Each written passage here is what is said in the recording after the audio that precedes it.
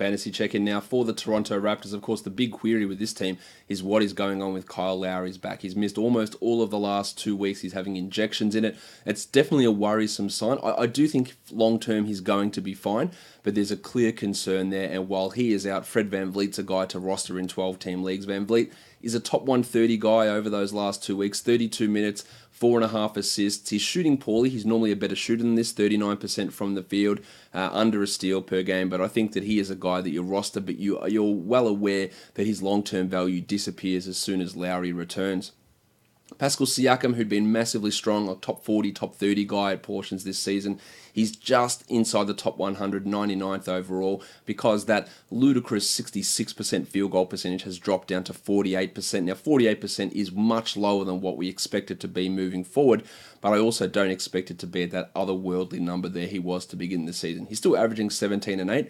The defensive numbers are lacking. He doesn't do much in those other areas, and I talked ad nauseum about how much his extreme field goal percentage was driving his ranking, and when that normalizes, then he probably falls outside that top 50 in that 70 type of a range. Serge Ibaka also going through a bit of a troublesome streak, 37% from the field and 33% from the free throw line. That is obviously putrid. 29 minutes a game as he returns from that knee issue. It's a bit of a buy low situation, I believe, on Ibaka. And Dan Green, 184th over the last 2 weeks. He's so hit and miss. He's more of a McCall Bridges type who gets steals and blocks and threes. I'd probably actually prefer to have Bridges over Green. Green is more of a 14-team league, maybe 16-team league guy. And if you're rostering him in 12-team leagues, honestly appraise your roster and tell me he's not your worst guy. And if he is your worst guy, then you're better off just moving that piece around, streaming it, trying to grab that next hot free agent, DeAnthony Melton, Derek White, Luke Cornett, Thomas Bryant, whoever the guy is.